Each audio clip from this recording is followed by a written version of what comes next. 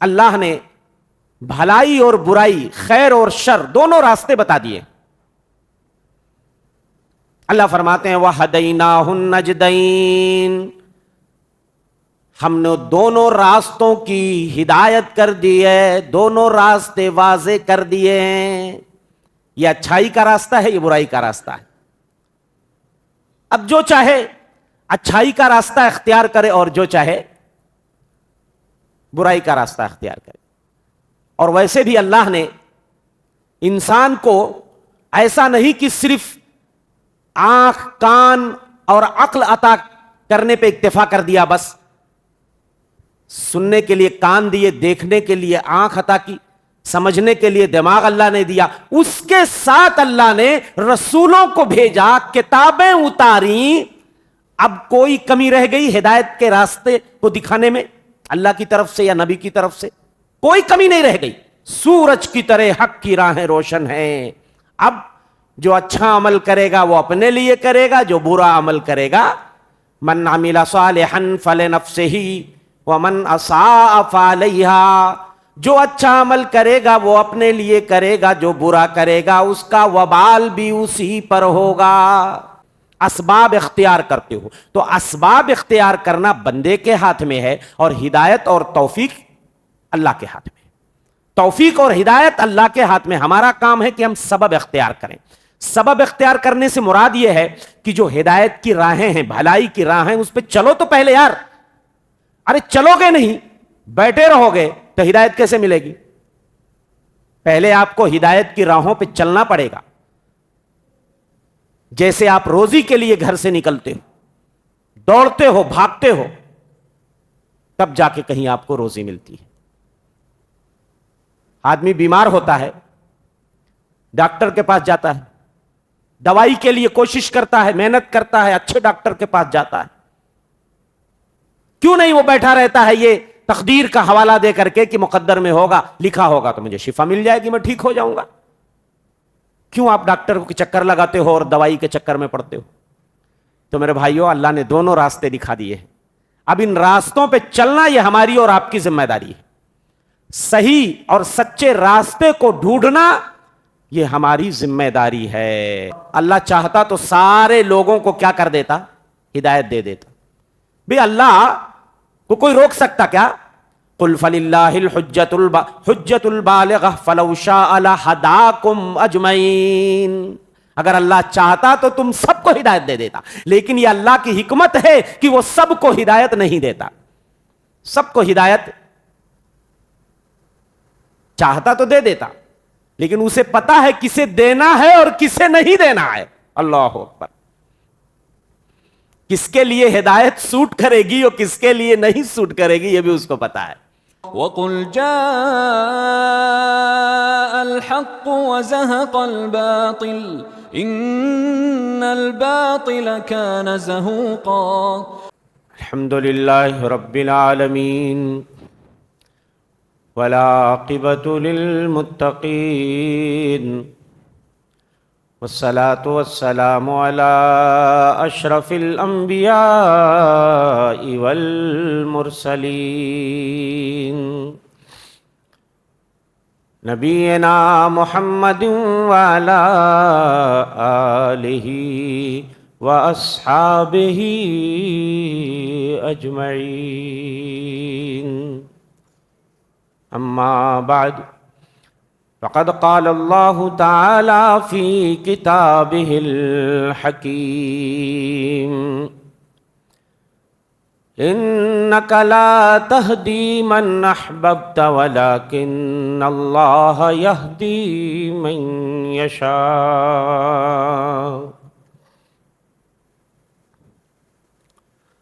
برادران اسلام، پردہ نشین ماں اور بہنوں، نوجوان دوستوں اور ساتھیوں، عزیز بچوں،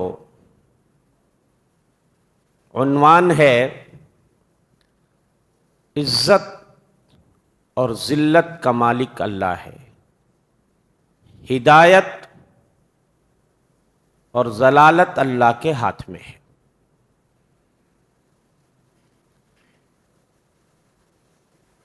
اللہ اس بات پر قادر ہے کہ جب چاہے کسی کو ہدایت دے دے، راہ راست پہ لے آئے، اور جب چاہے اسے راہ راست سے بھٹکا دے اور اسے ہدایت کی دولت سے محروم کر دے۔ ہر قسم کی ہدایت اللہ کے ہاتھ میں ہے، جسے چاہتا ہے عزت دیتا ہے، جسے چاہتا ہے ذلت دیتا ہے، جسے چاہتا ہے بلندی عطا کرتا ہے، جسے چاہتا ہے پستی عطا کرتا ہے، جسے چاہتا ہے حکومت دیتا ہے، اور جس سے چاہتا ہے جب چاہتا ہے حکومت چھین لیتا ہے۔ ایک مومن ہونے کے ناطے ہمارا اس بات پر ایمان اور عقیدہ ہونا چاہیے، اور یہ میں نہیں کہہ رہا ہوں، رب ذوالجلال کا کلام کہہ رہا ہے۔ کئی آیتیں ہیں جو چیخ چیخ کر اعلان کر رہی ہیں کہ ہدایت دینے والا اللہ ہے۔ ہم پوری رات چیختے رہیں، چلاتے رہیں، صرف ہم آپ کو راستہ دکھا سکتے ہیں، لیکن آپ کو ہدایت نہیں دے سکتے۔ دلوں کو پھیرنے والا وہ اللہ ہے جو عرش پر مستوی ہے، تمام بندوں کے دل اس کی دو انگلیوں کے بیچ میں، جب چاہتا ہے جس کا دل ٹیڑھا کر دیتا ہے، اور جب چاہتا ہے جس کا دل سیدھا کر دیتا ہے۔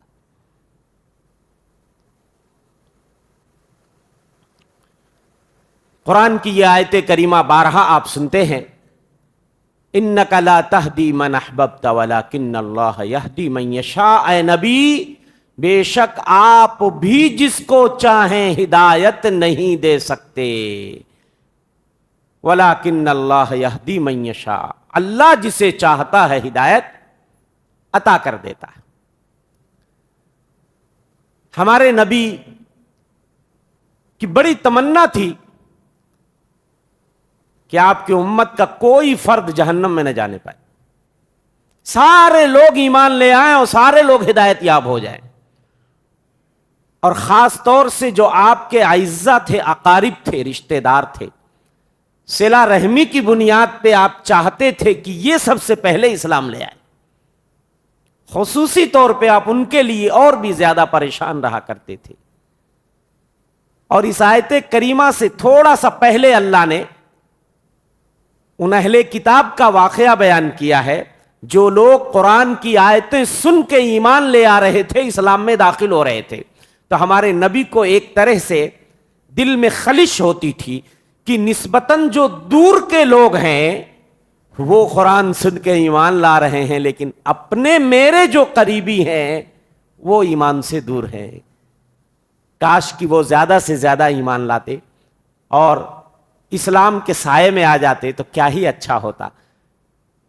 تو اللہ جل شانہ اپنے نبی کو تسلی دیتے ہوئے یہ آیت اتارتا ہے، اے نبی، آپ کی دعوت میں کوئی کمی نہیں ہے، آپ کی محنت میں کوئی کمی نہیں ہے، خیر اور بھلائی کی راہیں جتنی بھی ہیں سب آپ لوگوں کے سامنے بیان کر رہے ہیں۔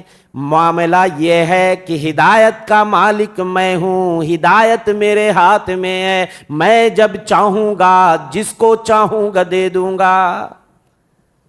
مسئلہ یہ نہیں ہے کہ آپ محنت کم کر رہے ہیں یا آپ کے اندر کوئی کمی ہے، لیکن آپ جنہیں ہدایت دینے کے لیے پریشان ہیں ضروری نہیں ہے کہ انہیں ہدایت مل جائے، وہ میرا کام ہے۔ آپ کا کام کیا ہے؟ پہنچا دینا۔ وما علی الرسول الا البلاغ المبین، رسول کا کام ہے پہنچا دینا۔ لست علیہم بمسیطر، آپ لوگوں کے اوپر نگہبان نہیں ہیں، آپ داروغہ نہیں ہے کہ زبردستی کسی کو اسلام میں لے آئیں گے۔ آپ کا کام ہے ہدایت کی راہیں آپ نے دکھا دیں۔ اور ویسے بھی میرے بھائیوں، اللہ نے بھلائی اور برائی، خیر اور شر دونوں راستے بتا دیے۔ اللہ فرماتے ہیں وَهَدَيْنَاهُ النَّجْدَيْنِ، ہم نے دونوں راستوں کی ہدایت کر دی ہے، دونوں راستے واضح کر دیے ہیں۔ یہ اچھائی کا راستہ ہے، یہ برائی کا راستہ ہے۔ اب جو چاہے اچھائی کا راستہ اختیار کرے اور جو چاہے برائی کا راستہ اختیار کرے. اور ویسے بھی اللہ نے انسان کو ایسا نہیں کہ صرف آنکھ کان اور عقل عطا کرنے پہ اکتفا کر دیا، بس سننے کے لیے کان دیے، دیکھنے کے لیے آنکھ عطا کی، سمجھنے کے لیے دماغ اللہ نے دیا، اس کے ساتھ اللہ نے رسولوں کو بھیجا، کتابیں اتاری. اب کوئی کمی رہ گئی ہدایت کے راستے کو دکھانے میں اللہ کی طرف سے یا نبی کی طرف سے؟ کوئی کمی نہیں رہ گئی.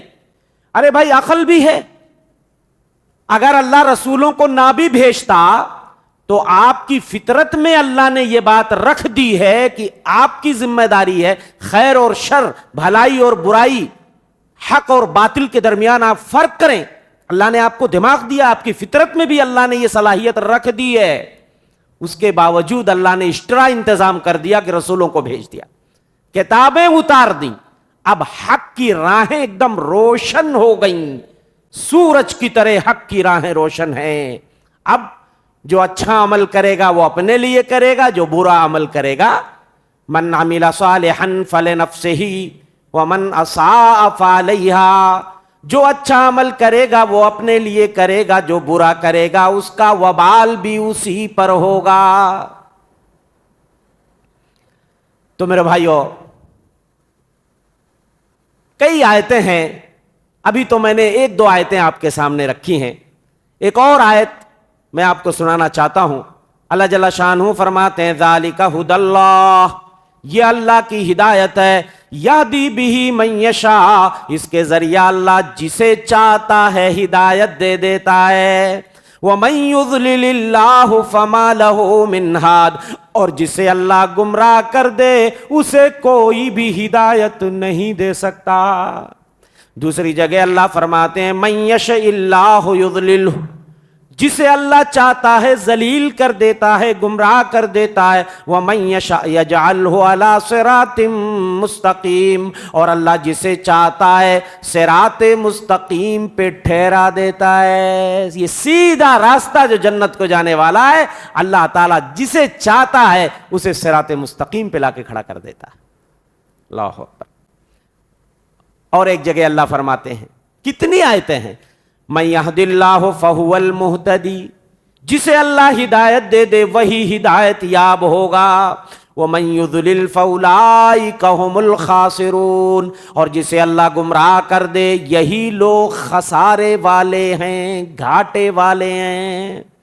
جمعہ کے خطبے میں آپ اکثر سنتے ہو، جب امام ممبر پہ کھڑا ہوتا ہے تو خطبے میں یہ حدیث ضرور سناتا ہے، اور یہ باقاعدہ صحیح مسلم وغیرہ کی حدیث ہے، من یہدہ اللہ فلا مضل لہ، جس کو اللہ ہدایت دے دے اس کو کوئی گمراہ کرنے والا نہیں. ومن یضللہ فلا ہادی لہ، اور جس کو اللہ گمراہ کر دے اس کو کوئی ہدایت دینے والا نہیں، اور جس کو ہدایت دے دے اس کو کوئی گمراہ کرنے والا نہیں. ہر جمعہ کے خطبے میں آپ خطبہ مسنونہ میں یہ ضرور سنتے ہو. تو پتہ یہ چلا کہ عزت، ذلت، بلندی، پستی، ہدایت، ضلالت، سخاوت، شہادت، نیک بختی، بد بختی، یہ ساری چیزیں کس کے ہاتھ میں ہیں؟ اللہ کے ہاتھ میں ہیں. اللہ فرماتا ہے انا ہدیناہ السبیل اما شاکرا و اما کفورا، ہم نے بندے کو راستے کی رہنمائی کر دی، سیدھے راستے کی رہنمائی ہم نے کر دی. اب کوئی چاہے تو شکر گزار بن جائے اس راستے پہ چل کے، اور چاہے تو اس راستے سے ہٹ کے ناشکرا بن جائے. اور اللہ چاہتا تو سارے لوگوں کو کیا کر دیتا؟ ہدایت دے دیتا. بھئی اللہ کو کوئی روک سکتا کیا؟ قل فللہ الحجۃ البالغہ فلو شاء لہداکم اجمعین. اگر اللہ چاہتا تو تم سب کو ہدایت دے دیتا، لیکن یہ اللہ کی حکمت ہے کہ وہ سب کو ہدایت نہیں دیتا. سب کو ہدایت چاہتا تو دے دیتا، لیکن اسے پتا ہے کسے دینا ہے اور کسے نہیں دینا ہے. اللہ اکبر. کس کے لیے ہدایت سوٹ کرے گی اور کس کے لیے نہیں سوٹ کرے گی یہ بھی اس کو پتا ہے. تو ہدایت کسے دینی ہے کسے نہیں دینی ہے, کسے راہ راست پہ رکھنا ہے اور کسے بھٹکا دینا ہے. اب بہت سارے لوگ یہاں پر تقدیر کا حوالہ دیتے, کیا بولتے ہیں, جب تقدیر میں اللہ نے لکھ دیا ہے تو جب ہدایت ملنی ہوگی تو مل جائے گی. ذرا سن لیجئے غور سے, اس شبہے کا ازالہ کیسے کریں گے؟ اگر کوئی آپ کو یہ دلیل پیش کرے کہ قرآن کی اتنی ساری آیتیں چیخ چیخ کر اعلان کر رہی ہیں ہدایت اللہ کے ہاتھ میں, ہدایت اللہ کے ہاتھ میں, ارے تو جب مرضی ہوگی اللہ دے دے گا ہدایت, ہمیں کیا کرنا, ہم بیٹھے ہیں اپنی جگہ پہ. تو کیا اس کا یہ جواب صحیح ہوگا؟ اسے بولو روزی بھی تو اللہ کے ہاتھ میں ہے. تو آپ کہے نہیں اپنے گھر میں بیٹھے رہتے ہیں اور آپ کی روزی آسمان سے آپ کے گھر میں گر جائے. آپ روزی کے لیے نہ جاڑا دیکھتے ہو, نہ گرمی دیکھتے ہو, نہ دھوپ دیکھتے ہو, نہ برسات دیکھتے ہو, آپ بھاگتے ہو. کیوں بھاگتے ہو؟ اور یہ بھی آپ کو پتا نہیں کہ روزی کتنی ملے گی, جب مل جاتی ہے تب آپ جان پاتے ہو. تو ایسے ہی تقدیر کا علم بندے کو اس وقت ہوتا ہے جو چیز مقدر میں ہوتی ہے, جب وہ رونما ہو جاتی ہے تب پتہ چلتا ہے. پہلے سے تو کسی کو معلوم نہیں کہ اس کے قسمت میں کیا لکھا ہے, ہدایت لکھی ہے کہ ضلالت لکھی ہے. پہلے سے معلوم ہوتا ہے؟ نہیں معلوم ہوتا ہے. پہلے سے نہیں معلوم ہوتا کہ آپ کو کتنی روزی ہونی, کتنی روزی ملنی. آپ پہلے محنت کرتے ہو, اسباب اختیار کرتے ہو. تو اسباب اختیار کرنا بندے کے ہاتھ میں ہے اور ہدایت اور توفیق اللہ کے ہاتھ میں. توفیق اور ہدایت اللہ کے ہاتھ میں. ہمارا کام ہے کہ ہم سبب اختیار کریں. سبب اختیار کرنے سے مراد یہ ہے کہ جو ہدایت کی راہیں ہیں, بھلائی کی راہیں, اس پہ چلو تو پہلے یار. ارے چلو گے نہیں, بیٹھے رہو گے تو ہدایت کیسے ملے گی؟ پہلے آپ کو ہدایت کی راہوں پہ چلنا پڑے گا.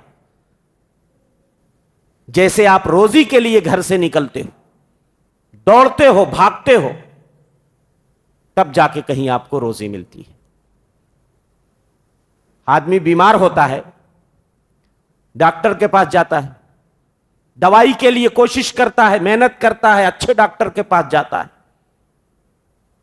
کیوں نہیں وہ بیٹھا رہتا ہے یہ تقدیر کا حوالہ دے کر کے کہ مقدر میں ہوگا, لکھا ہوگا تو مجھے شفا مل جائے گی, میں ٹھیک ہو جاؤں گا. کیوں آپ ڈاکٹر کے چکر لگاتے ہو اور دوائی کے چکر میں پڑتے ہو؟ تو میرے بھائیوں, اللہ نے دونوں راستے دکھا دیے ہیں. اب ان راستوں پہ چلنا یہ ہماری اور آپ کی ذمہ داری ہے. صحیح اور سچے راستے کو ڈھونڈنا یہ ہماری ذمہ داری ہے. اور جب ہم کوشش کریں گے تو اللہ تعالی ضرور ہمیں ہدایت دے گا.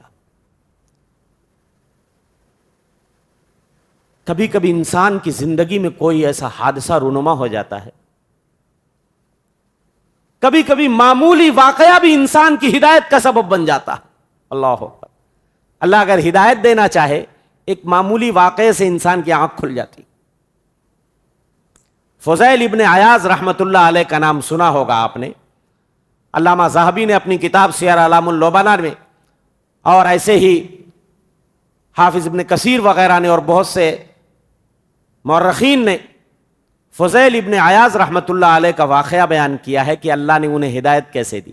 یہ اپنے وقت کے بہت بڑے ڈاکو تھے, چور تھے, راستے چلتے ہوئے راہگیروں اور مسافروں کو لوٹ لیا کرتے تھے.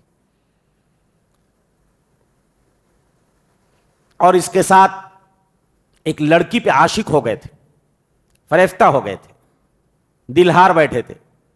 ایک بار اس لڑکی سے ملنے کے لیے دیوار پہ چڑھ کر کے اس کے گھر میں کودنے کی کوشش کر رہے ہیں. کسی قرآن پڑھنے والے کی آواز کانوں سے ٹکراتی ہے, قرآن کی آیت کریمہ, الم یأن للذین آمنوا ان تخشع قلوبہم لذکر اللہ, کیا ایمان والوں کے لیے یہ وہ وقت نہیں آیا کہ ان کے دل اللہ کے ذکر سے دھڑک جائیں. فوراً دیوار سے نیچے کوداتے. کہتے ہیں بلا وربک دعانا، ہاں میرے پروردگار وہ وقت آ گیا ہے، وہ وقت آ گیا ہے کہ سینوں میں دل دھڑک جائیں تیرے ذکر سے. اور اس کے بعد وہاں سے بھاگتے ہیں، جا کر کے ایک ویرانے میں، ایک جنگل میں پناہ لیتے ہیں، جبکہ یہ ان کا ایریا تھا، اس علاقے میں ان کی دہشت تھی، ان کے نام سے لوگ رات میں سفر نہیں کرتے تھے. گئے وہاں چھپ کے بیٹھ گئے، سوچنے لگے کہ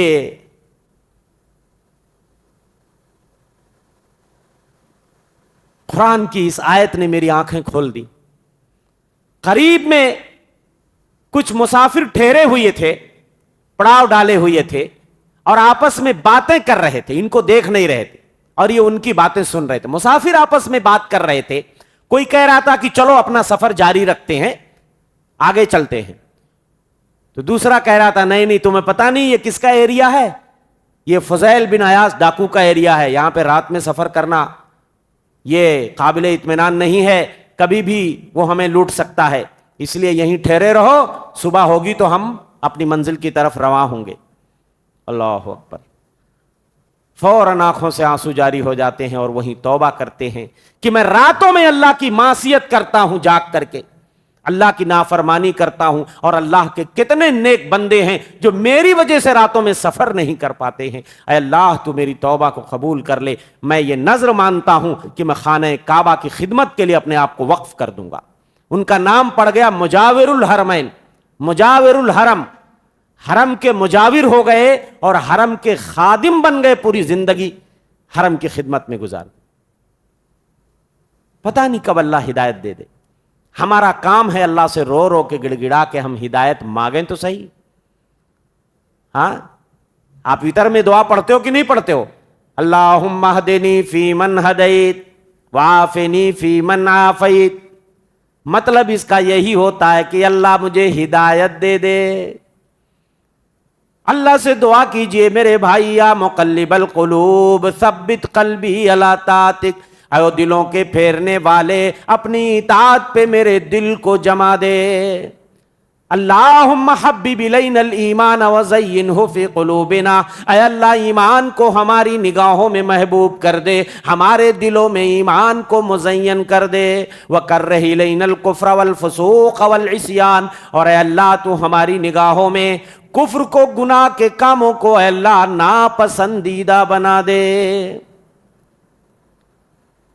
ایسے ہی ایک کالی کلوٹی لونڈی تھی، صحیح بخاری کی روایت،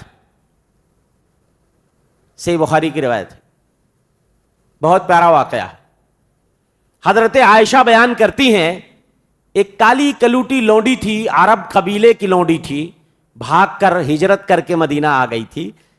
اس کے لیے مسجد نبوی کے کونے میں ایک چھوٹا سا کمرہ بنا دیا گیا تھا، اور وہ میرے گھر میں آتی تھی اور دیر تک بیٹھ کر کے مجھ سے بات کرتی تھی. جب بھی وہ میرے کمرے میں آتی تھی، وہ کالی لونڈی جو کسی عرب قبیلے کی لونڈی ہوا کرتی تھی، اور انہوں نے اس کو آزاد کر دیا تھا، لیکن وہ انہی قبیلے میں رہنا پسند کرتی تھی، وہیں رہتی تھی. لیکن اس کے ساتھ زندگی میں ایک ایسا حادثہ ہوا کہ اس حادثے نے، اس واقعے نے اس کی زندگی بدل کے رکھ دی، اور وہ واقعہ اس کی زندگی میں اس کی ہدایت کا سبب بن گیا. وہ ایک شعر پڑھا کرتی تھی عربی زبان میں. اماں عائشہ کہتی جب بھی میرے گھر میں آتی تو یہی پڑھتی، وَيَوْمَ الْوِشَاهِ مِن تَعَاجِيبِ رَبِّنَا عَلَىٰ أَنَّهُ مِن بِلَادِ الْكُفْرِ أَنْجَانِي. ہار والا دن یہ میرے رب کے عجیب و غریب معاملات میں سے ہے کہ اللہ نے کفر کی سرزمین سے نجات دے کر مجھے اسلام کی سرزمین میں پہنچا دیا. ہجرت کر کے کفر کی سرزمین سے نکل کے کہاں آ گئی؟ دیار اسلام میں آ گئی.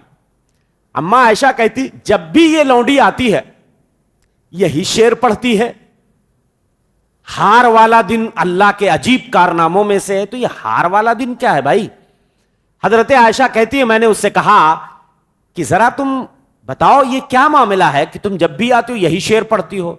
تو اس نے کہا میرے ساتھ ایک حادثہ ہوا تھا جس نے میری زندگی، میری دنیا بدل لی، اس لیے میں یہ شعر جب آتی ہوں تو پڑھتی ہوں. جس قبیلے کے اندر میں رہتی تھی ان کی ایک بچی تھی جس نے اپنی گردن میں ایک لال رنگ کا چمڑے کا ہار ڈالا ہوا تھا. عربی زبان میں وشاح ہار کو کہتے ہیں، جو چمڑی وغیرہ کا بنایا جاتا ہے، اس کو بچیاں لڑکیاں اپنی گردن میں ڈالتی ہیں. تو یوم الوشاح ہار کا دن من تعاجیب ربنا، میرے رب کے عجیب و غریب معاملات میں سے. کہتی ہے ایک بچی وہ لال کلر کا چمڑے کا ہار گلے میں ڈال کے نکلتی ہے اور کہیں اس کا وہ ہار کھو جاتا ہے، گم ہو جاتا ہے. تو قبیلے کے لوگوں نے میرے اوپر تہمت لگا دیا، الزام لگا دیا کہ وہ ہار میں نے اس کا چرا لیا ہے. اب سارے لوگوں نے مجھے گھیر لیا، میں اپنی صفائی دے رہی ہوں، کوئی میری بات نہیں سن رہا ہے کہ بھئی ہار سے میرا کوئی لینا دینا نہیں ہے، میں بری ہوں. لیکن ان ظالموں نے میرے ساتھ ایسا کیا کہ میرے پورے بدن کی تلاشی لی، یہاں تک کہ میری شرمگاہ کی بھی انہوں نے تلاشی لی. ابھی میں اسی پریشانی میں گرفتار تھی، وہ میرے پورے بدن کو ٹٹول رہے تھے، چیک کر رہے تھے کہ اس نے کہیں اندر چھپایا ہوا ہے. کہنے لگے اتنے میں ایک چیل آتی ہے، چیل جو ایک پرندہ ہے، موذی پرندہ ہوتا ہے، شکاری ہوتا ہے، تو چیل آتی ہے مڈلاتے ہوئے اور سب کے سامنے اس ہار کو گرا دیتی ہے. اس نے ایک گوشت کا ٹکڑا سمجھ کے، لال گوشت کا ٹکڑا سمجھ کے وہ چیل اٹھا لے گئی تھی. اس نے سمجھا یہ گوشت ہے، لیکن جب اس کو یہ لگا کہ یہ گوشت نہیں، یہ تو ہار ہے، تو اس نے چیل نے کیا کیا، تھوڑی دیر کے بعد اس کو لا کے واپس گرا دیا. تو جب وہ ہار سامنے گرا تو اس نے کہا دیکھو یہی وہ چیز ہے جس کی وجہ سے تم میرے اوپر الزام لگا رہے تھے، اللہ نے مجھے اس سے بری کر دیا، میرا اس سے کچھ لینا دینا نہیں تھا، لیکن تم لوگ میرے ساتھ زبردستی کر رہے تھے. کہنے لگی اس واقعے نے میری زندگی بدل دی، اور وہ کفر کی سرزمین سے نکال کر اللہ نے اس کو کہاں پہنچا دیا، مدینہ پہنچا دیا. تو میرے بھائیو، کب کس کو ہدایت اور کس واقعے کی بنیاد پہ ہدایت مل جائے، بس ہمارا کام کیا ہے کہ ہم جس طریقے سے روزی حاصل کرنے کے لیے بھاگتے ہیں، دوڑتے ہیں، ایک دوسرے سے آگے نکلنے کی کوشش کرتے ہیں، تو ہدایت حاصل کرنے کے لیے ہم ریس کیوں نہیں لگاتے؟ کیوں نہیں بھاگتے ہم اور یہ سوچ کر ہم بیٹھے ہوئے ہیں؟ ہاں، اگر کسی کو بولو نمازیں کیوں نہیں آپ پڑھتے، کہتا ارے مولوی صاحب اللہ کو جب پڑھوانا ہوگا تو مجھے ہدایت دے گا، میں نماز شروع کر دوں گا. جب اللہ کو روزے رکھوانا مقصد ہوگا تو اللہ ہمیں ہدایت دے گا، میں روزے شروع کر دوں گا. ہاں، تو آدمی روزی کے لیے جس طریقے سے بھاگتا ہے، ایسے ہدایت کی راہوں پر چلنے کے لیے، خیر اور بھلائی کے کاموں کی طرف بھی انسان کو دوڑ لگانی چاہیے، بھاگنا چاہیے، کوشش کرنی چاہیے میرے بھائیوں. اس لیے کہ مومنوں کی صفت اللہ بتا رہے ہیں، السابقون السابقون اولئک هم المقربون. جو سبقت لے جانے والے ہوتے ہیں وہی لوگ دوڑنے والے ہوتے ہیں، اور وہی لوگ اللہ کے نزدیک ہوتے ہیں. جو خیر اور بھلائی کے کاموں کی طرف ایک دوسرے سے بڑھنے والے ہوتے ہیں وہی لوگ اللہ کے قریب ہوتے ہیں، فی جنات النعیم، نعمتوں بھری جنت میں ہوتے ہیں. اور مومنوں کی صفت بیان کرتے ہوئے اللہ فرماتے ہیں ایک دوسری جگہ، اولئک یسارعون فی الخیرات وہم لہا سابقون. یہ وہ لوگ ہوتے ہیں جو خیر اور بھلائی کے کاموں میں ایک دوسرے سے ریس لگاتے ہیں، وہم لہا سابقون، اور یہ اس کی طرف سبقت لے جانے والے ہوتے ہیں. انبیاء کے بارے میں بھی اللہ اسی طرح کی بات بتا رہا ہے، انہم کانوا یسارعون فی الخیرات. انبیاء کی جماعت جو ہے نیکی کے کاموں میں سبقت لے جاتی تھی. وَيَدْعُونَنَا رَغَبًا وَرَهْبًا، اور انبیاء کی جماعت ہمیں خوف اور رغبت کے ملے ہوئے جذبات سے پکارتی تھی. وَكَانُوا لَنَا خَاشِعِينَ، اور یہ ہم ہی سے صرف ڈرتے تھے. اور اللہ کے رسول صلی اللہ علیہ وسلم نے اپنے صحابہ کو ابھارا ہے، بیٹھے مت رہو ہاتھ پہ ہاتھ دھرے، بھاگو دوڑو، نیکیوں کو حاصل کرنے کے لیے نکلو گھروں سے. بادروا بالاعمال فتنا، قبل اس کے کہ فتنے تمہیں آ کے پکڑ لے، اچھے اچھے اعمال کر کے ایک دوسرے سے آگے نکلنے کی کوشش کرو، قبل اس کے کہ وہ فتنے اتنے ڈینجر اور خطرناک ہو جائیں. قطع اللیل المظلم، رات کے تاریک ٹکڑوں کی طرح، تاریک رات کے ٹکڑوں کی طرح. وہ فتنے اتنے خطرناک ہوں گے میرے بھائیو، یصبح الرجل فیہا مومنا ویمسی کافرا، آدمی صبح کو مومن ہوگا، شام کو کافر ہوگا، شام کو مومن ہوگا، صبح کو کافر ہوگا، یبیع دینہ بعرض من الدنیا، معمولی کوڑی میں دین کو بیچ دے گا۔ تو اللہ کے رسول صلی اللہ علیہ وسلم اپنے صحابہ کو درس دیتے تھے، سبقت لے جاؤ، ریس لگاؤ بھلائی کے کاموں میں، نیکی کے کاموں میں۔ دوسری روایت میں فرمایا بادروا بالاعمال الستہ، الدجال والدخان والدابۃ وطلوع الشمس من مغربها وامر العامۃ وخاصۃ احدکم۔ اے لوگو، 6 چیزوں کے ظاہر ہونے سے پہلے تم اچھے اچھے اعمال کر کے آگے نکل جاؤ۔ 6 چیزیں قبل اس کے کی ظاہر ہو جائیں، قبل اس کے کی دجال آ جائے، قبل اس کے کی دجال آ جائے۔ تمہیں کیا پتا دجال کیا ہے؟ معمولی سمجھتے ہو دجال کے فتنے کو میرے بھائیو؟ ہاں، آسان کہنا بہت ہے، لیکن دجال کا فتنہ اس روئے زمین پر نبی فرماتے ہیں، اس روئے زمین پر سب سے بڑا فتنہ اگر کوئی ہے تو وہ دجال کا فتنہ ہے۔ ہر نبی نے دجال کے فتنے سے ڈرایا ہے، میں بھی ڈرا رہا ہوں، لیکن جو چیز میں بتا رہا ہوں کسی نبی نے نہیں بتایا۔ اس کے ایک آنکھ کا کانا ہوگا اور اس کے ماتھے پہ کافر لکھا ہوگا، لیکن صرف مومن پڑھ سکے گا۔ پی ایچ ڈی کر کے کوئی آ جائے، ایمان نہیں ہوگا سینے میں، تو وہ کافر صرف جو ہوگا نہیں پڑھ پائے گا، نہیں پڑھ پائے گا۔ اتنا خطرناک فتنہ ہوگا میرے بھائیو، ایک ہاتھ میں جنت لے کے پھرے گا، ایک ہاتھ میں جہنم لے کے پھرے گا، ایک ہاتھ میں روٹی کا پہاڑ ہوگا، دوسرے ہاتھ میں پانی کی نہر ہوگی، آسمان سے کہے گا بارش برسا تو بارش ہوگی، زمین سے کہے گا سبزہ اگا دے تو سبزہ اگا دے گی۔ لیکن نبی فرماتے ہیں جو اس کی جنت ہے وہ جہنم ہے، جو جہنم ہے وہی جنت ہے۔ اس کی جنت پہ نہ مرنا، اس کی جنت میں جو گیا وہ سمجھو جہنم میں گیا، اور جو جہنم میں گیا وہ سمجھو جنت میں گیا۔ کتنے مومنوں کو آرے سے چیر کر 2 ٹکڑوں میں الگ کر دے گا۔ تمہارے مرے ہوئے جو باپ دادا فیملی کے سینکڑوں سال پہلے مر گئے، اگر تم ان کو بھی بولو گے زندہ کرنے کے لیے تو زندہ کر دے گا۔ یہ فتنہ ہوگا اتنا بڑا، ہاں، کہ آدمی دھوکہ کھا جائے گا۔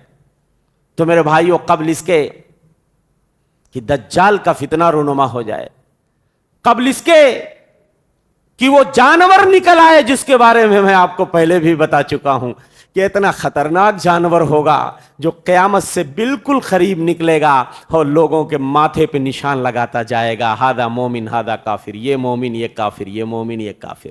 کیا تم انتظار کرتے ہو کہ وہ جانور نکالوں میں؟ اللہ فرما رہے ہیں، نبی فرما رہے ہیں، وہ لوگوں اچھے اچھے اعمال کر کے تم آگے نکل جاؤ، ان فتنوں کو پیچھے چھوڑ دو، قبل اس کے کہ دجال آ جائے تمہیں موقع نہیں ملے گا توبہ کے لیے۔ ہدایت کے جب دروازے بند ہونے لگیں گے، اس وقت جب آنکھ تمہاری کھلے گی تو بہت دیر ہو چکی ہوگی۔ ابھی خوشحالی ہے، ابھی نعمت ہے، ابھی کر لو توبہ۔ ایسے فتنے جب رونما ہوں گے نا تو انسان اتنا بزی ہو جائے گا اور اتنا پریشانیوں میں آ جائے گا کہ جو کچھ سجھائی نہیں دے گا، وہ جانور نکل آئے گا۔ قبل اس کے کہ دھواں نکل آئے، ایسا دھواں، زمین میں بھی دھواں ہوگا، آسمان میں بھی دھواں ہوگا۔ اور میرے بھائیو، کیا تم ہاتھ پہ ہاتھ دھرے بیٹھے ہو؟ کیا انتظار کر رہے ہو؟ نبی فرماتے ہیں وَطُلُوعَ الشَّمْسِ مِن مَغْرِبِهَا، کیا تم انتظار کر رہے ہو کہ سورج مشرق کے بجائے مغرب سے نکل جائے؟ تب توبہ کرو گے؟ تب تم ہدایت کی کوشش کرو گے؟ کب کرو گے؟ ابھی کر لو، ابھی صحت ہے، جوانی ہے، طاقت ہے، آسانیاں ہیں، خوشحالیاں ہیں، نعمتیں ہیں، فراغت ہے تمہارے پاس۔ قبل اس کے کہ تم مشغول ہو جاؤ، قبل اس کے کہ تمہاری صحت چھن جائے، قبل اس کے کہ تمہاری زندگی چھن جائے، میرے بھائیو، قبل اس کے کہ یہ روح آ کے حلق میں اٹک جائے، اس وقت توبہ کا دروازہ بند ہو جاتا ہے۔ ان اللہ یقبل توبۃ العبد ما لم یغرغر، اللہ بندے کی توبہ کو اس وقت تک قبول کرتا ہے جب روح آ کے حلق میں اٹک جائے اس سے پہلے، اور اس وقت تک بھی اللہ نے توبہ کے دروازے کو کھول رکھا ہے جب تک سورج مشرق کے بجائے مغرب سے نہ نکل جائے۔ لیکن میرے بھائیو، جب بڑے بڑے فتنے رونما ہونے لگیں گے، حالات اتنے بگڑ جائیں گے، آدمی کو کچھ سجائی نہیں دے گا۔ اسی لیے نبی نے فتنوں کو تاریک رات کے ٹکڑوں سے تشبیہ دی ہے، تاریک رات کے ٹکڑوں سے۔ صحیح بخاری کتاب الفتن کی جو حدیث سنایا ہوں آپ کو، بادروا بالاعمال فتنا کقطع اللیل المظلم، کچھ سجائی نہیں دے گا، ہاتھ بھی دیکھنا چاہو گے نا دکھائی نہیں دے گا، کہاں سیدھا راستہ ہے نہیں پتا چلے گا، کدھر جانا ہے نہیں پتا چلے گا، ابھی اجالا ہے، ابھی آسانی کا زمانہ ہے، تلاش لو سیدھی راہوں کو، سچے راہوں پہ، سچی راہوں کی تلاش اور جستجو ابھی کر لو، قبل اس کے کہ یہ 6 چیزیں نبی کہہ رہے ہیں ظاہر ہو جائیں، دجال آ جائے، زمین سے جانور نکل جائے، دھواں پھیل جائے، سورج مغرب سے نکل جائے، او خاصت احدکم، یا تمہاری موت آ جائے،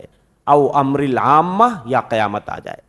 تو ان 6 چیزوں سے پہلے اپنے آپ کو ریڈی کر لو، تیار کر لو میرے بھائیو۔ اغتنم خمسن قبل خمسن، 5 چیزوں کو 5 چیزوں سے پہلے غنیمت سمجھو۔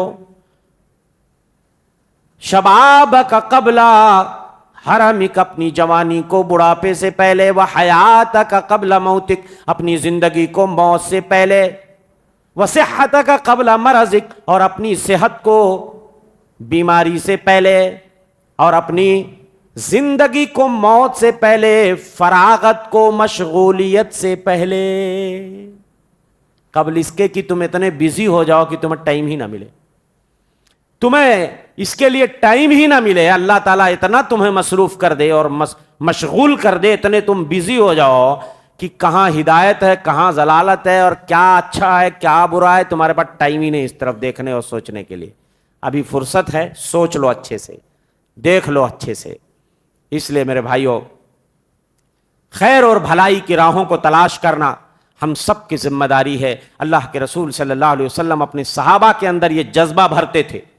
کبھی کبھی آپ پوچھ لیا کرتے تھے، فجر کی نماز پڑھا کے آپ بیٹھے، صحابہ سے سوال کر لیا، من اصبح منکم اليوم صائما، صحابہ بتاؤ آج تم میں روزے سے کون ہے؟ یہ رمضان کا مہینہ نہیں تھا، رمضان میں کیا ضرورت پوچھنے کی کہ روزے سے کون ہے؟ ہاں، غیر رمضان میں روزہ رکھ کے دکھاؤ، کون ہے تم میں جس نے آج روزہ رکھا ہے؟ سارے لوگ چپ ہیں۔ ابو ہریرہ کھڑے ہوتے ہیں، ابو بکر رضی اللہ عنہ کھڑے ہوتے ہیں اور کہتے ہیں اللہ کے رسول آج میں نے روزہ رکھا ہے، روزے کی نیت کر کے آیا ہوں اللہ کے رسول۔ آپ نے فرمایا کس نے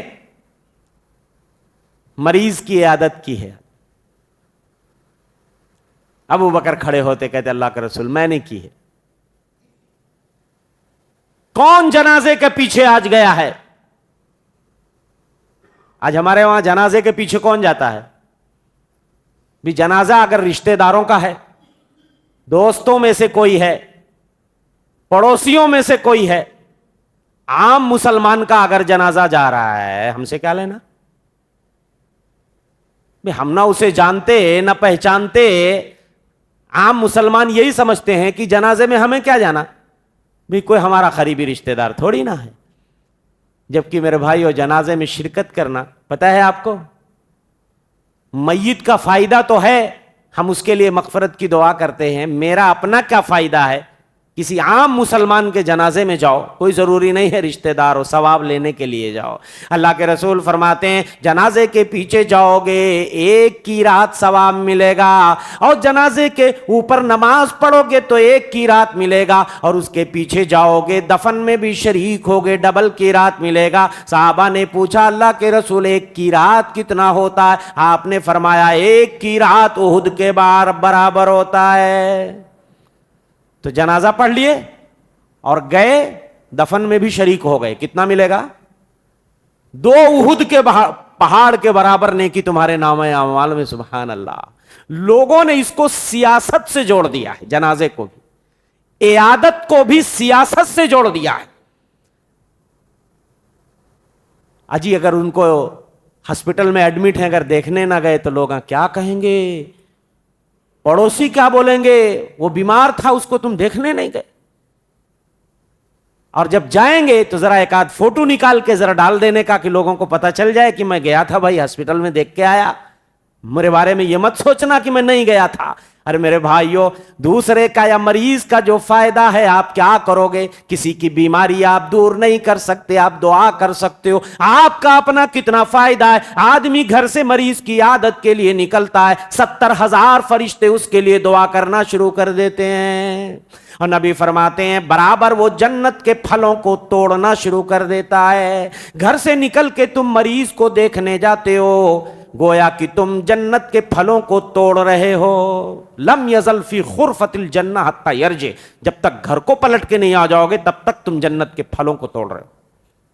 اللہ, آج ہمارا سارا معاملہ سیاست سے جڑا ہوا ہے.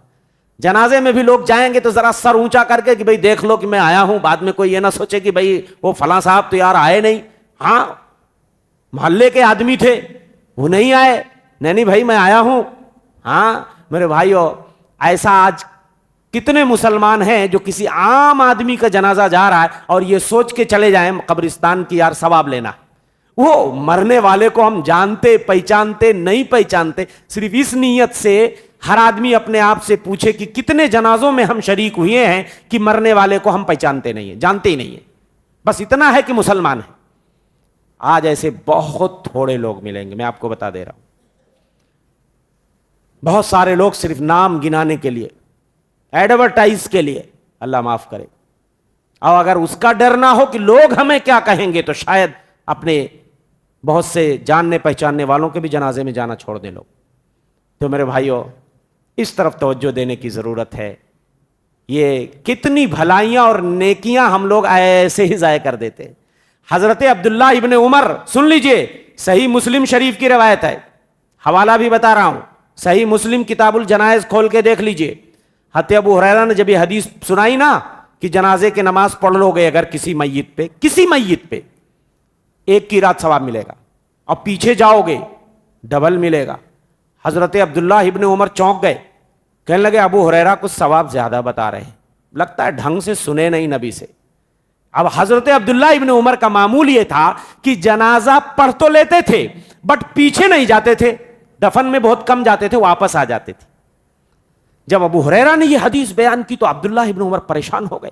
ایک آدمی کو بھیجا اماں عائشہ کے گھر, جاؤ اماں سے پوچھ کے آؤ ابو ہریرہ نے حدیث صحیح بتائی ہے یا نہیں, مجھے ذرا ڈاؤٹ لگ رہا ہے. شاید ابو ہریرہ نہیں سن سکے. اور جب تک مسجد کی کنکریاں ہاتھ میں لیتے ہیں اور ایسا ٹینشن میں بیٹھے ہوئے ہیں, پتہ نہیں کیا خبر لے کے آتا ہے. جب وہ آدمی آتا ہے کہتا ہے ابو ہریرہ جو بتا رہے ہیں ٹھیک بتا رہے ہیں, اماں نے کہا ہے ایسے ہی نبی نے حدیث بیان کی ہے. حضرت عبداللہ ابن عمر میرے بھائی اتنا پریشان ہو گئے.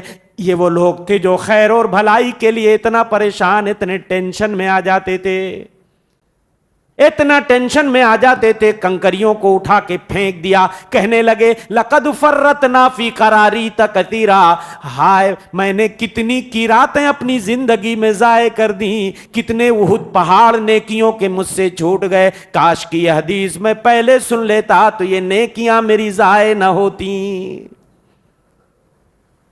آج ہم بھی تو سنتے ہیں اس طرح کی حدیثیں اور ہماری بھی نیکیاں ضائع ہو رہی ہیں, ہمیں ٹینشن نہیں ہو رہا ہے. اس لیے کہ ہم بڑے آرام سے بیٹھنے والے لوگ ہیں, ہمیں ذرا ٹینشن نہیں لیتے زیادہ. ہاں چھوٹ رہی ہیں تو چھوٹنے دو.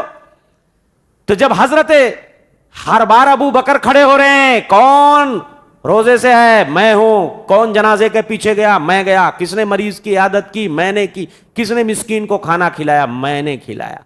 حضرت کائنات کے امام مدنی سردار فرماتے ہیں مجتمعنا فی امرئن قط الا دخل الجنہ. یہ اتنی خصلتیں اور عادتیں کسی مسلمان میں جمع ہو جائیں اکٹھی, وہ جنت میں جائے گا. اتنی نیکیاں اور بھلائیاں اگر کسی مسلمان میں جمع ہو جائے نا, ایک دن میں اگر اتنے سارے کام ہم لوگ کر لیں تو ہمارے نبی بشارت کیا دے رہے ہیں, جنت کا راستہ آسان ہو جائے گا. میرے بھائیو, ایک بار حضرت عمر اپنے صحابہ کے ساتھ بیٹھے ہوئے ہیں، ذرا صحابہ کا جوش اور جذبہ، سبحان اللہ. حضرت عمر اپنے دوستوں کے ساتھ بیٹھے، ہم لوگ بھی تو بیٹھتے نا اپنے دوستوں کے ساتھ گپ شپ لگاتے ہیں، لیکن ان کی مجلسیں سبحان اللہ اللہ کے ذکر سے معمور ہوتی تھیں. ان کی مجلسیں سبحان اللہ قیامت کا ذکر ان کی مجلسوں میں ہوتا تھا، دجال کا ذکر ان کی مجلسوں میں ہوتا تھا. بعض سلف کے بعض صحابہ کے بارے میں آتا ہے اپنے دوستوں سے کہتے تھے ہاتھ پکڑ کر کے، ہلما نجلس بنا نومن ساعہ، او میرے دوست آؤ تھوڑی دیر بیٹھتے ہیں، آؤ ایمان کی باتیں کرتے ہیں. ایسی کوئی بات ہم کریں جس سے ایمان بڑھ جائے. صحابہ کا ایمان سبحان اللہ اس کے بعد بھی بڑھانے کی فکر میں اپنے دوستوں کو بلا کے پکڑ کے بٹھاتے تھے. ہم لوگ کس کو بلاتے؟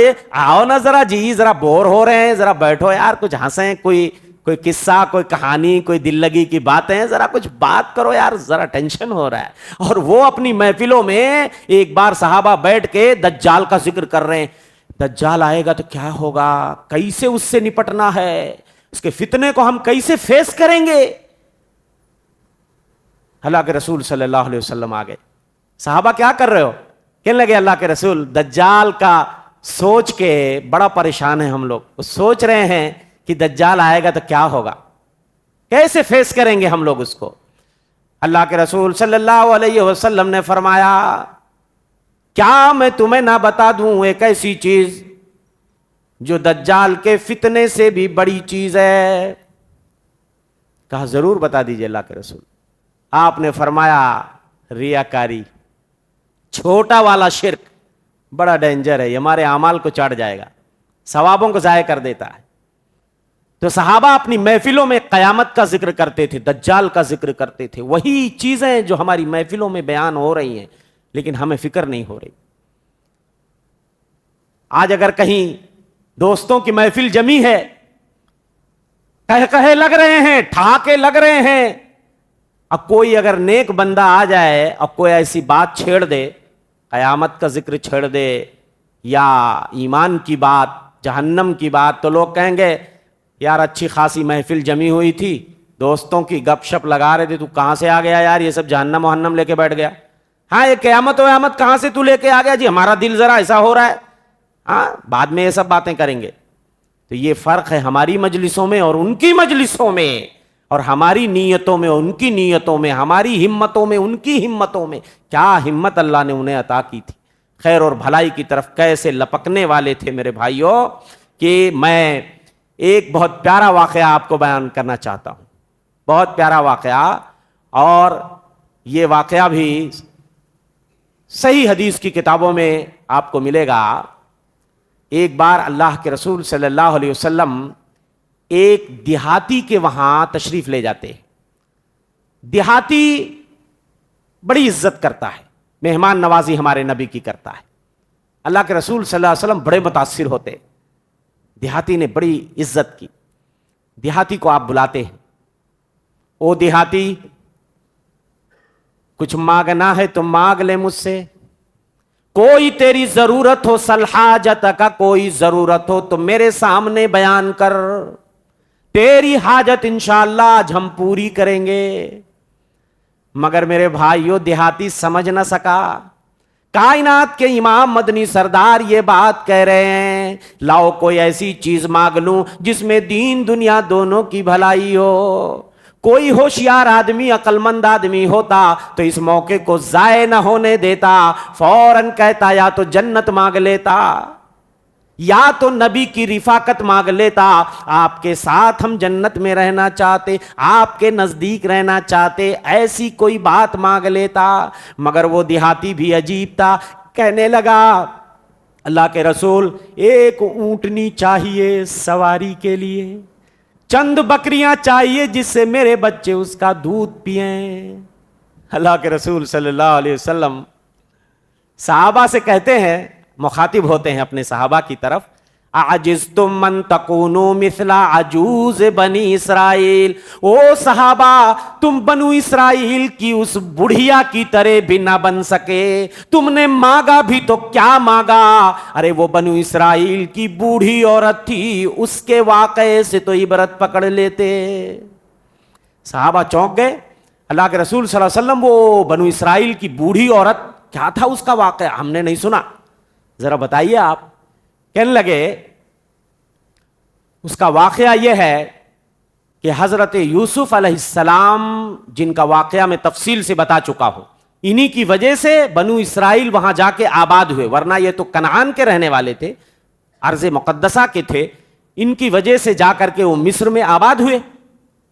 تو یوسف علیہ السلام کی جب موت آئی تو انہوں نے کہا تھا بنو اسرائیل سے، جب بھی تم کبھی مصر سے جانا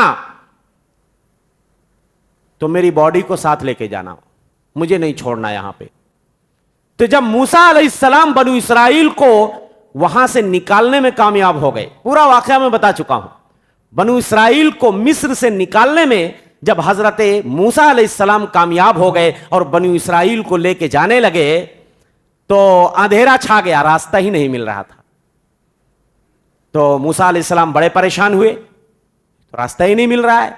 تو جو بنو اسرائیل کے علماء تھے انہوں نے کہا موسیٰ علیہ السلام سے کہ حضرت یوسف نے مرتے وقت یہ ایگریمنٹ لیا تھا بنو اسرائیل سے کہ جب بھی تم یہاں سے جانا تو میری باڈی کو ساتھ لے کے جانا، جب تک ان کی باڈی نہیں ہم لے چلیں گے تب تک ہمیں راستہ نہیں ملے گا۔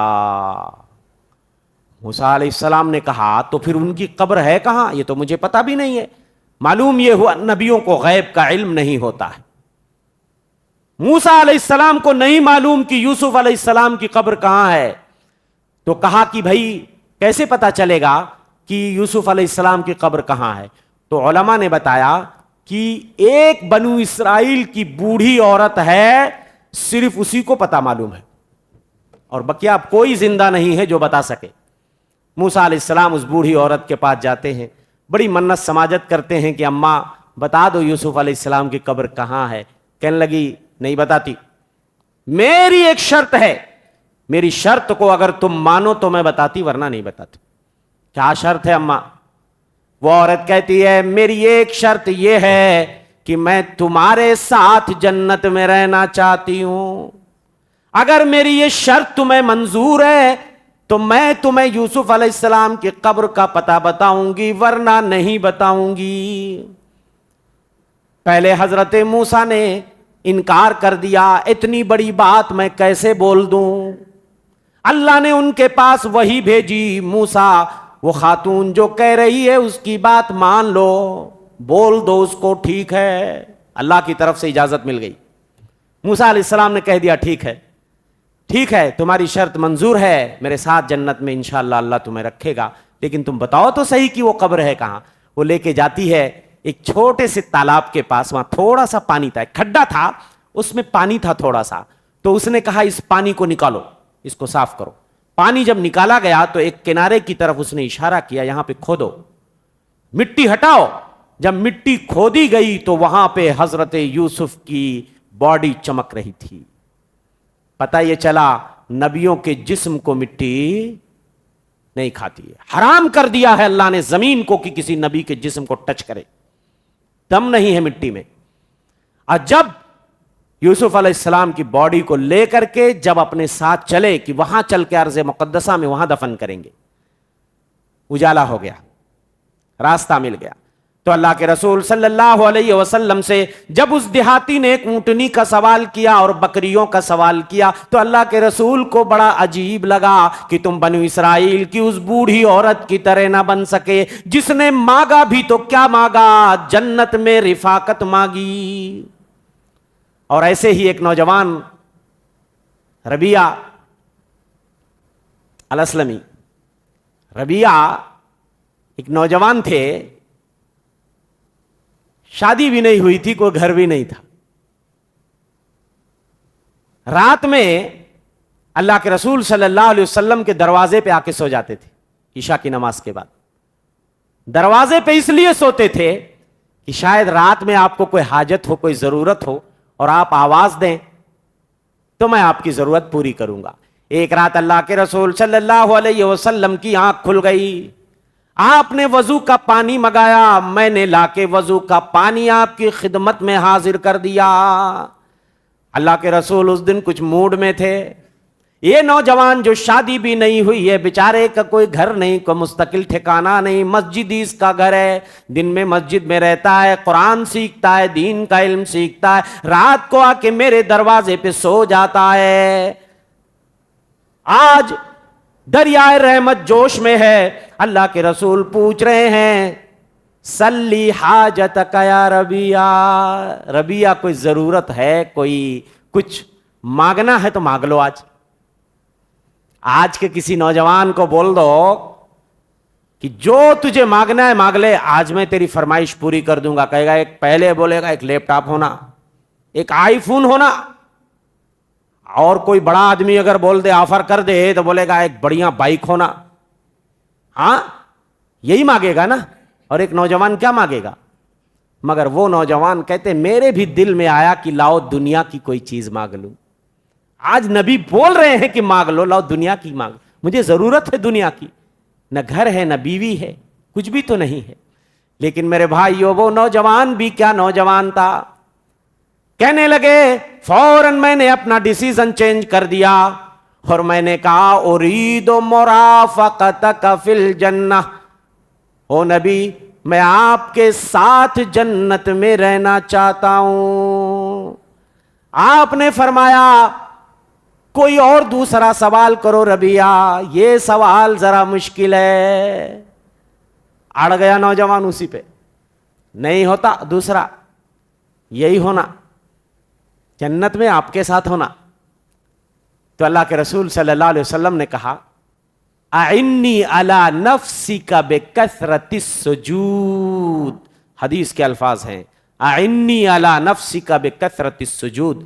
تو ربیہ اگر میرے ساتھ جنت میں رہنا ہے تو تمہیں ایک کام کرنا پڑے گا, کثرت سے نوافل پڑھو, سجدے کرو, اس سے تمہارے درجات بڑھ جائیں گے. کثرت سے نوافل پڑھو, سجدے. تو میرے بھائیوں یہ سب یہ ایسے واقعات ہیں کہ جو خیر اور بھلائی کے راہوں کی طرف لپکنے والے یہ لوگ. حضرت ایک اور صحابی کا واقعہ سناتا ہوں, اور یہ واقعہ صرف میں اس کو قصہ بول رہا ہوں, لیکن یہ ساری حدیثیں آپ کو کچھ بخاری میں ملیں گی, کوئی مسلم میں ملے گی, کوئی اور کسی حدیث کی بالکل پرفیکٹ حدیثیں آپ کو سنا رہا ہوں. حضرت ثابت بن الدحداح الانصاری رضی اللہ عنہ, جن کی کنیت تھی ابو الدحداح الانصاری رضی اللہ عنہ, سنا ہے نام آپ نے؟ ابو الدحداح الانصاری, جن کا نام ثابت بن الدحداح الانصاری تھا. صحیح مسلم میں بھی روایت مختصر موجود ہے, اور دوسری حدیث کی کتابوں میں تفصیل کے ساتھ. مدینے میں ایک بچہ تھا, یتیم بچہ, اس کا ایک باغ تھا. وہ اپنی باغ کے چاروں طرف چہار دیواری, باؤنڈری سمجھتے, جو باغ کے ارد گرد باؤنڈری بنائی جاتی ہے, وہ دیوار بنا رہا تھا. تو اس کی دیوار ٹیڑھی ہو جا رہی تھی, پڑوسی کا ایک پیڑ اس کی دیوار میں آ کے ٹچ ہو رہی تھی, تو اس کی دیوار ٹیڑھی ہو جا رہی تھی. تو اس نے ریکویسٹ کیا پڑوسیوں, جن کا نام ابو لبابہ بتایا جاتا ہے, کہ وہ پیڑ جو ہے ابو لبابہ کا تھا رضی اللہ عنہ.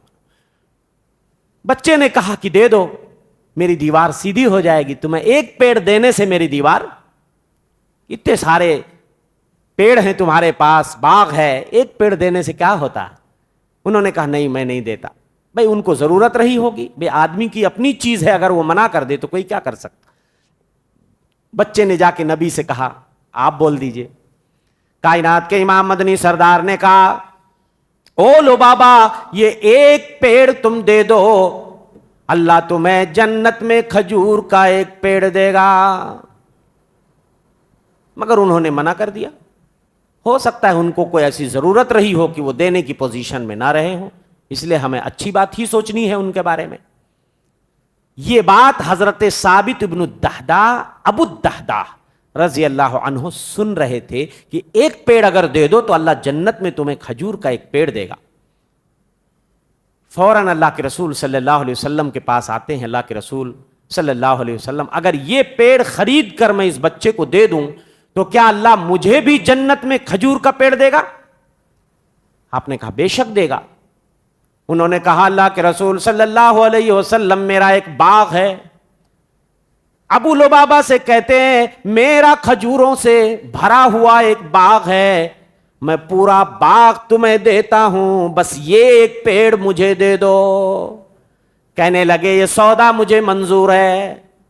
اللہ کے رسول صلی اللہ علیہ وسلم سے فرماتے ہیں اے نبی، میں نے یہ پورا باغ، ایک پیڑ پورا باغ کے بدلے خرید لیا ہے، اب آپ اس بچے کو عطا کر دیجئے۔ کائنات کے امام مدنی سردار نے فوراً ہاتھ اٹھائے، دعا کیا کہ اللہ ربح البیع یا ابا الدہداء، ربح البیع یا ابا الدہداء، او ابو الدہداء تمہاری تجارت کامیاب ہو گئی، تم کامیاب ہو گئے۔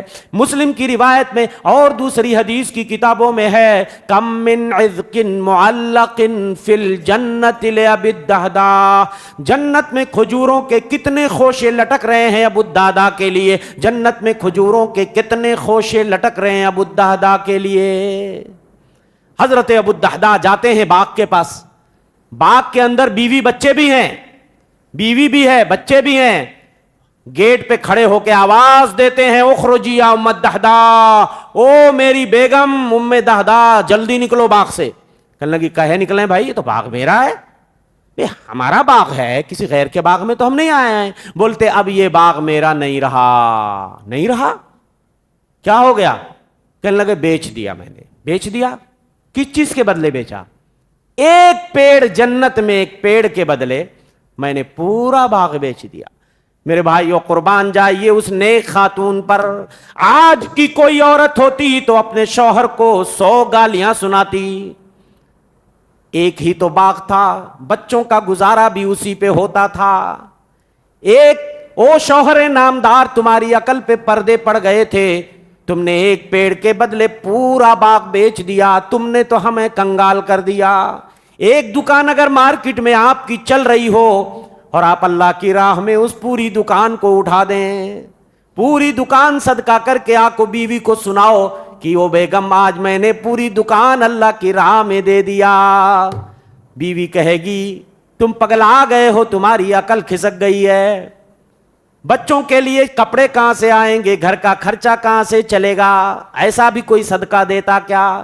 مگر میرے بھائیو وہ نیک بیوی کہتی ہے ہم کامیاب ہو گئے، اگر جنت میں اللہ ایک پیڑ دے رہا ہے تو ہم کامیاب ہو گئے، ہماری تجارت کامیاب ہو گئی۔ یہاں تک کہ بچوں نے جو جیبوں میں کھجوریں ڈالی تھیں وہ بھی نکال کے پھینک دیے، بولے اب ان کھجوروں پہ بھی ہمارا حق نہیں رہا۔ منہ میں اگر بچوں نے کھجوریں ڈال لی تھی تو کہا یہ بھی نکال کے پھینک دو، اب خلاص یہ ہمارا باغ نہیں رہا، ہم نے دے دیا اس کو اللہ کی راہ میں۔ ایسے لوگ گزرے ہیں میرے بھائیوں، بہت سارے واقعات ہیں۔ حضرت ابو بکر اس امت میں نبی کے بعد سب سے افضل، جنہیں جنت کی بشارت بھی ملی ہے اور نبی کے بعد سب سے افضل ترین مقام بھی ملا ہے، مگر میرے بھائیوں خیر اور بھلائی کی طرف دوڑا کیسے جاتا ہے؟ نیکیوں کو بٹورنے کا سلیقہ صحابہ سے سیکھو۔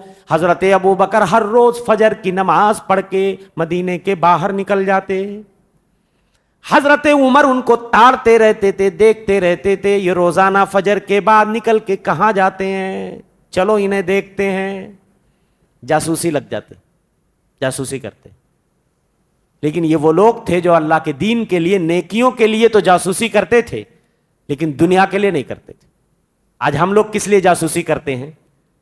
اجی وہ صبح صبح اٹھ کے جاتا ہے، کہاں سے مال لاتا ہے، ہاں کہاں سے لاتا ہے، بڑا پیسہ کما رہا ہے، چلو ہم بھی دیکھیں گے، تاڑیں گے، جھانکیں گے، پوچھیں گے لوگوں سے یہ کون سی بزنس کرتا ہے، ذرا اس کی زندگی میں جھانک کے دیکھیں گے۔ لیکن وہ لوگ تھے دنیا کے لیے ریس کبھی نہیں لگاتے تھے۔ حضرت عمر نے کہا ایک دن کہ میں ان کا پیچھا کروں گا، ان کے پیچھے جاؤں گا، دیکھوں گا یہ جاتے کہاں ہیں۔ حضرت ابو بکر مدینے سے باہر نکل جاتے ہیں، ایک جھوپڑی تھی اس کے اندر گھس جاتے ہیں، کہتے ہیں ہاں یہ تو جھوپڑی میں چلے گئے، چھپ گئے۔ کافی دیر کے بعد حضرت ابو بکر اس جھوپڑی سے نکل کے جب باہر چلے جاتے ہیں، پیچھے حضرت عمر اس جھوپڑی میں آتے، وہاں پہ ایک بوڑھی عورت جس کی بینائی بھی ختم ہو گئی تھی، کافی لمبی عمر ہو گئی تھی، وہ وہاں پہ پڑی ہوئی تھی، کوئی اس کا سہارا نہیں تھا۔ حضرت عمر پوچھتے ہیں اماں یہ کون آدمی ہے جو تمہاری جھوپڑی میں آتا ہے؟ کہنے لگیں بیٹا یہ تو روز فجر کے بعد آتا ہے، کوئی آج نیا نہیں آیا، روز آتا ہے، میرے کمرے میں جھاڑو لگاتا ہے، بکری کا دودھ نکالتا ہے، میرے کھانے کی چیزیں رکھ کے چلا جاتا ہے، مجھے نہیں معلوم کون ہے، کیوں آتا ہے، مجھے کیا پتا، میری تو بینائی بھی نہیں ہے، کون ہے، کیوں آتا ہے؟ حضرت عمر نے کہا لقد اتعبت الخلفاء من بعدک یا ابا بکر، اے ابو بکر تمہارے بعد جو بھی خلیفہ بنے گا بہت مشقت میں آ جائے گا، تم نے اپنے بعد ہونے والے خلفاء کو بڑی پریشانی میں، اتنا کون کر پائے گا، کون خلیفہ بنے گا تو سب کی خبر گیری کرے گا، کون بوڑھا ہے، کون بیمار ہے، کون مریض ہے، کون کہاں پڑا ہوا ہے، کون اتنا خیال رکھ پائے گا؟ تو آپ کے بعد تو بہت بھاری ذمہ داری اس کے کندھے پہ آ جائے، آپ نے تھکا دیا سارے خلفاء کو، اپنے بعد ہونے والوں کو۔ تو میرے بھائیو ایسے واقعات بھرے پڑے ہیں۔ میں یہی گزارش ہے کہ میرے بھائیو ہم اس رمضان کے مہینے میں اللہ سے رو رو کے دعا کریں کہ اللہ جو ہدایت تو نے ہمیں نصیب کی ہے، اے اللہ مرتے دم تک تو اسی پہ ہمیں قائم رکھنا، اے اللہ تو ہماری زندگی میں کوئی ایسا موڑ اور کوئی ایسا مرحلہ نہ لانا کہ ہمارے دل ہدایت یاب ہونے کے بعد ٹیڑھے ہو جائیں۔ کتنے لوگ ایسے ہیں قسم اللہ کی میں نے دیکھا ہے بڑھاپے میں دل ٹیڑھا ہو جاتا ہے، کتنے لوگ پوری زندگی ٹھیک رہے بڑھاپے میں بھٹک گئے راہ راست سے، کتنے لوگ ایسے ہیں، کتنے لوگوں کی میں نے داڑھیاں دیکھی ہیں، کافی بڑی اور گھنی داڑھیاں میں نے دیکھی ہیں، اور کچھ سالوں کے بعد میں نے انہیں کلین شیو بھی دیکھا ہے۔ کتنے لوگوں کو نمازوں کی پابندی کرتے ہوئے دیکھا ہے، اور کئی سالوں کے بعد جب ملاقات ہوئی تو پتہ چلا کہ دین سے اب ان کو کوئی دلچسپی ہی نہیں، پتہ نہیں کب اللہ دل کو پھیر دے۔ اس لیے دعا کریں اور خیر اور بھلائی کی طرف ہمیشہ دوڑتے رہیں، تھک ہار کے بیٹھنا نہیں ہے، رمضان کے بعد بھی جاری رکھنا ہے، کچھ نہ کچھ عمل کا سلسلہ ہمیں جاری رکھنا ہے۔ ٹھیک ہے ہم تراویح نہیں پڑھ سکتے، تہجد کے لیے 2 رکعت کے لیے بھی اٹھ سکتے، ضروری نہیں ہے کہ آپ 11 رکعت پڑھیں، آدمی 2 ہی رکعت پڑھے لیکن برابر پڑھے، آدمی نفلی روزے کبھی اہتمام کر لے، شوال آ رہا ہے، سنا آج آپ نے 6 روزے شوال کے رکھ لیجیے۔ ہاں تو میرے بھائیو خیر اور بھلائی کے راستے بہت ہیں، بس نیکیاں بکھری ہیں، انہیں دامن میں سمیٹنے والا چاہیے۔ تو اللہ سے دعا ہے کہ مولا ہمارا یہ شوق، ہماری یہ رغبت، ہماری یہ دلچسپی اے اللہ رمضان کے بعد بھی تو قائم رکھ، اور اے اللہ پوری زندگی جب تک ہم دنیا میں زندہ رہیں عقیدہ توحید پہ زندہ رہیں، اے اللہ ہم ایسے ہی ہدایت یاب بن کے رہیں، اے اللہ تو ہمیں گمراہیوں کی دلدل میں دھنسنے سے بچا لے، اے اللہ تو ہمیں راہ راست سے بھٹکنے سے بچا لے، اور اے اللہ تو ہمارے سینوں میں ایمان کی توحید کی مولا حفاظت فرما، شرک و بدعت سے، معصیت اور گناہ کے کاموں سے اللہ ہمیں دور رکھ۔ آمین وما توفیق الا باللہ، صلی اللہ علیہ محمد۔